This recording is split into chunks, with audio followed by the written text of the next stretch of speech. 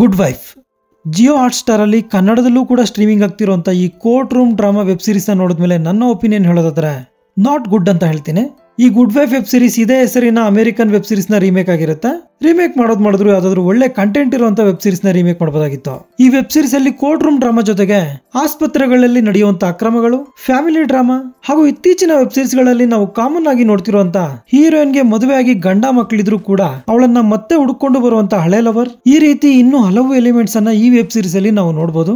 ಸುಮಾರು 6 ಎಪಿಸೋಡ್ಗಳುಳ್ಳ ಈ web series ಅಲ್ಲಿ ನನಗಿಷ್ಟ ಆಗಿದ್ದು ಮೊದಲ ಹಾಗೂ ಕೊನೆಯ episodes. Usually court room drama ಅಂದ್ರೆ ಕೋರ್ಟ್ ನಲ್ಲಿ ಲಾಯರ್ಗಳು ನೀನಾ ನಾನಾ ಅನ್ನೋ ರೀತಿ ವಾದ ವಿವಾದಗಳನ್ನ ಮಾಡ್ತಾರೆ. ಆ ರೀತಿಯ ಎಕ್ಸ್ಪೆಕ್ಟೇಷನ್ಸ್ ನ ಇಟ್ಕೊಂಡು ಈ ವೆಬ್ ಸೀರೀಸ್ ನ ನೋಡಿದ್ರೆ ನಿಮಗೆ ನಿರಾಸೆ ಆಗೋದು ಖಂಡಿತ. ಕೋರ್ಟ್ ರೂಮ್ ಎಪಿಸೋಡ್ಸ್ ತುಂಬಾ ಬೋರಿಂಗ್ ಆಗಿ ಸಾಗುತ್ತೆ. ಇಲ್ಲಿ ಒಂದು ಟ್ವಿಸ್ಟ್ ಟರ್ನ್ ಏನು ಇರಲ್ಲ.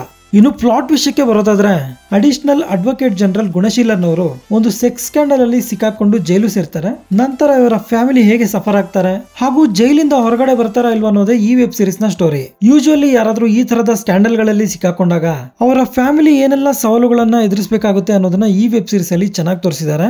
ಪ್ರಿಯಾಮಣಿ ಅವರು ಈ ವೆಬ್ ಸೀರೀಸ್ ಅಲ್ಲಿ ಲಾಯರ್, ತಾಯಿ ಹಾಗೂ ಹೆಂಡತಿ ಈ 3 ವೇರಿಯೇಷನ್ಸ್ ನ ಕೂಡ ಚೆನ್ನಾಗೇ ತೋರಿಸಿದ್ದಾರೆ. ಇವರನ್ನ ಬಿಟ್ರೆ ಈ ವೆಬ್ ಸೀರೀಸ್ ಅಲ್ಲಿ ನಡ್ಸೋದಕ್ಕೆ ಬೇರೆ ಯಾರಿಗೂ ಸ್ಕೋಪ್ ಇಲ್ಲ.